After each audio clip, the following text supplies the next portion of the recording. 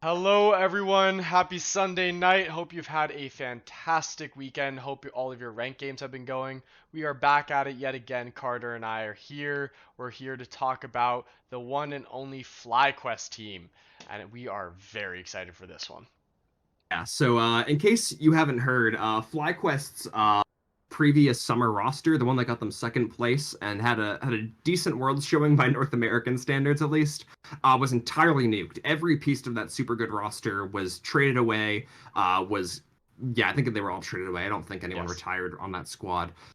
So FlyQuest is going into this new season with five new players. For the most part, players who have not played together before, except for a few instances. But we'll get to that.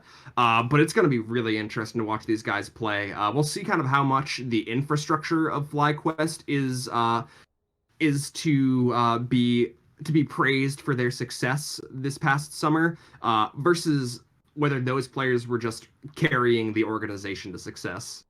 Yeah, absolutely. And I think I want to start off with talking about carrying to successes. We have Licorice in the top lane. Yeah. I think I usually start this off at the end of this, but I'm already really excited about him as my favorite player on this roster right now. He was Cloud9 for 3 years straight. That in itself, being a part of one of the big three teams in the LCS consistently like that, that's really good to have on your resume. I don't think anyone thinks Licorice is below average. I think everyone thinks he's a top tier top laner, weird to say, at least by LCS standards, which I know doesn't always translate to international, but he's Talk he's about international right now. he's pretty good. I'll leave international alone. We can address that in like 6 months, um, Exactly. 7 8 months. But I'm really excited for this because the man has shown consistency, and he's not alone moving from Cloud9 to FlyQuest.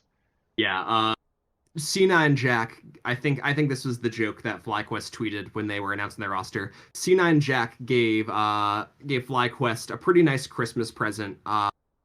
C9 From C9, they of course acquired Licorice, who was super good player, Yes. super consistent player. Was the top laner to give Cloud9 their first LCS win in forever. But in addition to that, we're carrying over two pieces from Cloud9's four-time LCS Academy winning roster.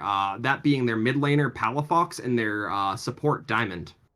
Yeah, absolutely. And we have to remember that Cloud9's Academy is one of the better ones in the LCS. That is to Is the say, best one in the LCS.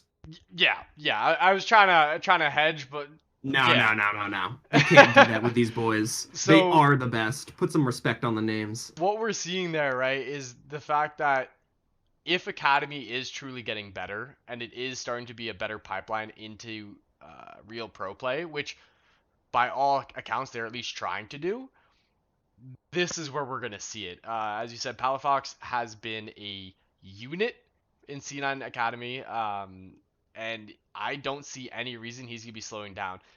We start reviewing some of his older clips, and on his Lucian, which was 2-0 in his most recent series, and I think his Akali as well, he was looking kind of nice. And those two champions are something we expect to see a lot more of it, I think, in the mid lane in this lock-in tournament. I think he's going to be right at home and maybe start breaking into that top three that we've been talking about. You know, Perks, Jensen, and PoE. Who's going to be fourth, and are they going to be knocking on the door? It could be Palafox, in my Yeah, mind.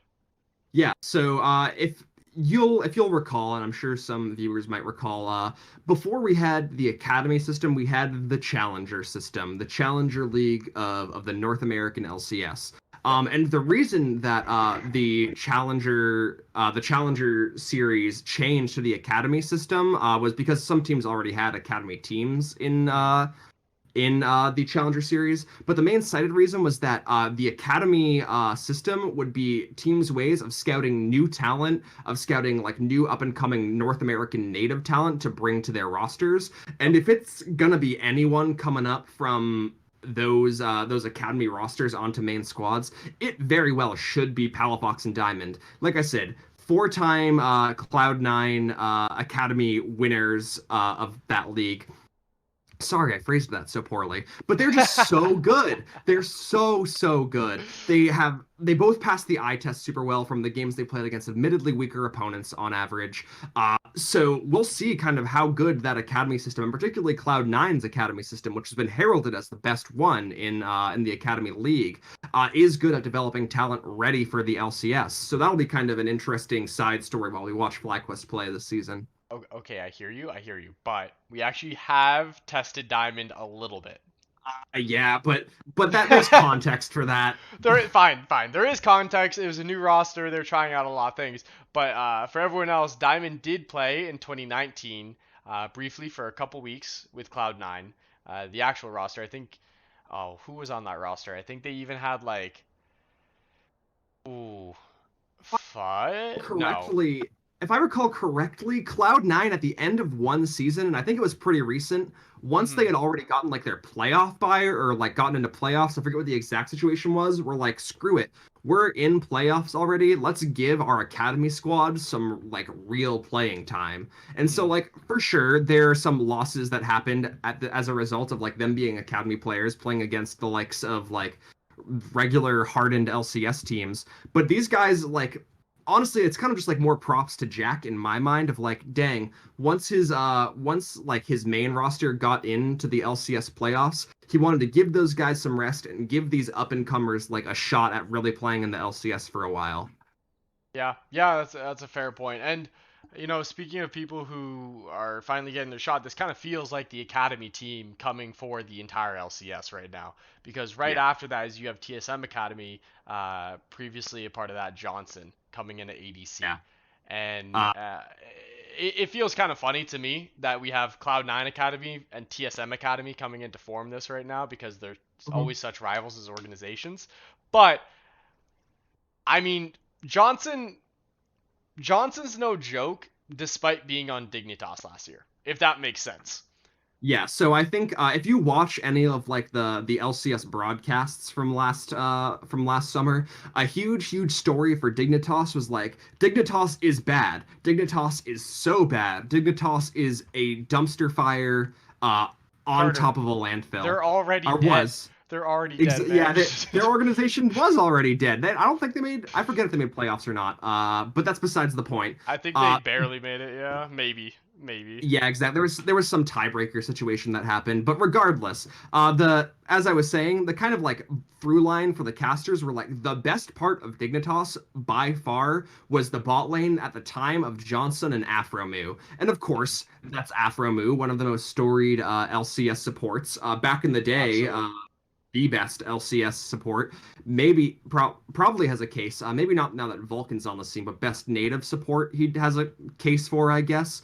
But Johnson is good. Johnson is was one of like kind of the hottest acquisitional pieces this offseason because he's bringing a native North American talent, meaning he doesn't take up an import slot. He Yeah. brings really good mechanical skill. He's also a young player who only recently got his shot at LCS. So a lot of teams were looking at this guy and was like, "Oh dang, how can we take this guy and develop him into a real talent on our team?" And it seems like he's getting the chance to do that alongside a lot of other people who are getting their kind of first chance to develop their talents on this FlyQuest roster. And I really like it. I think that we've had a really bad history in the LCS of recycling the same 10 or 12 or like 10 players in every Yeah. role. That being like the same 10 before this season, the same 10 mid laners always playing with the occasional like new import. And this FlyQuest roster is really taking a risk in a lot of ways. Maybe besides the piece of Licorice, who is he's an LCS champion. Yeah. Uh, but a lot of these players have not been proven in the LCS, and I'm really excited to see them play. It's kind of the exact opposite, right? Where we're seeing that, um, first of all, basically every single person has switched out of Yeah. every single team to another team, or they retired, or what have you. Um, and we're seeing more imports now because of that whole new OPL rule where a lot of people are able to be imports from that region because it got disbanded without costing the team in import slot. But what we do have now as their jungler, and I I say this very seriously, despite not seeing him play all that much, but I say this seriously. Jose Diodo might be my dark horse jungler this entire Uh, LCS. he I mean, kind the of man like, is described as only Lee Sin. It feels like yeah, Broxah reincarnated as a great looking Argentinian. Like, yeah. that's all I So got. so No, that's super fair. Jose Diodo is not a player who we have seen play a lot, and in the leagues we've seen him play, we've seen him do really well. But you have to like kind of wonder if a part of that is because of the talent pool of regions he's played in past. But like, I think Jose Diodo is the dark horse jungler to look out for. Man is so aggressive and is so good at being aggressive. I don't know if you remember Phoenix One back in the day, but he kind of like from the eye test reminds me of back when Mike Young was a super hot talent Interesting. on that Phoenix One roster. He's such a good aggressive player, and he is maybe if you have to say like there is one player that FlyQuest was building this roster around the whole time. I know they have Licorice, who is a storied player, but like Jose Diodo kind of is the player that FlyQuest seems like they've built their roster around. He looks to be like the carry of this team. Licorice, even though he's super good, was never like a primary carry of Cloud. Maybe not never a Mm, primary carry of Cloud9, but was definitely kind of on the side of Blabber, on the side of Niski helping out the bot lane. Jose Diodo is looking to be in position to be the star of this team. It's just kind of a matter of is he able to do that? Is he yeah. able to bring his success? I admittedly forget the name of the region he played in before, but is he able to The bring the Latin success American he region. found? The Latin America, thank you. Is he able to bring his Latin American success into this FlyQuest roster, or is it kind of like what happened to Mike Young after he had his good season on Phoenix One, where he plays super well? He definitely has the ability to play super well, but he kind of he overperformed for a season. Yeah. And not to like rag on the guy too much after hyping him up, we've only really seen him play this aggressive jungler style. And like I mentioned before, and I forget which episode, you have to imagine they're going to be meta shifts. You have to Mm, imagine that at some point in the season, tanks are going to absolutely. be super strong in the jungle again. And do we think that Jose Diodo will be able to play these tank junglers if those become the meta when he is a dude who is defined by his aggressive play? Yeah, absolutely. I mean, the most we have to go off of right now is any challenger level streamer play, right? Anywhere they're seeing their pros in streams. But to that effect, we only know if the pros are just having fun or they're playing to practice. And aside from that, with all the shakeups, we have no idea how everyone's going to interact with each other. Maybe Yeah. Jose Diodo ends up working really well with Palafox because they have a similar attack mindset in the mid lane. Or maybe Jose Diodo gets kind of fumbles when he gets met with an Olaf or a Skarner in the jungle, who you can't quite assassinate with Lee Sin as easily. So that'd be really fun to watch, by the way. Just a Skarner ult him Oh my as he's trying god. to insect him and just Yeah. drag him under. That'd be tragic, but kind of funny. That'd be But that would be fun no matter who the junglers were. That would just be a funny play. yeah, absolutely. And I think all in all, this is going to be a really fun team to watch. I think we can keep coming back to that where because there's so much new stuff going on here, we can't say for sure if FlyQuest is going to come back and beat their parent organization Cloud9 again. That would be Yeah. that would be It would kind be of so ironic. fun. Yeah, For the anyone that way the doesn't way know, Carter, do you oh, want to sorry. explain what I meant by that? You Oh would know yeah, I better mean, than I I. guess I guess we can go back.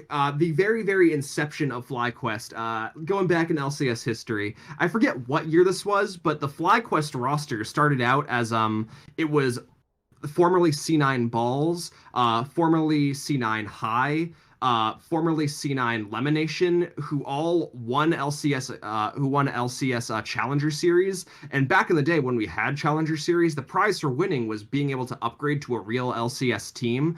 However, Riot kind of intervened and was like, "Listen, Cloud9, you can't have two teams in the LCS." So Cloud9 were forced to sell these players to another organization. So it's kind of funny that history is repeating itself here. Before FlyQuest got their players literally from Cloud9 Academy, this time FlyQuest is getting three of their five starting players from Cloud9. So Yeah, history is repeating itself. yeah, absolutely. And I'm just very excited for that, to be honest with you. I think this is going to be a super fun team to watch. And I know I said at the beginning of this, if I'm picking one for my fantasy team, right, I'm going Licorice. He's top tier, top laner. You need to look out for one of those. But if we're looking for someone you might need to sub in, right? You're not sure what's going to happen with other teams, if you're going to get a good jungler or not.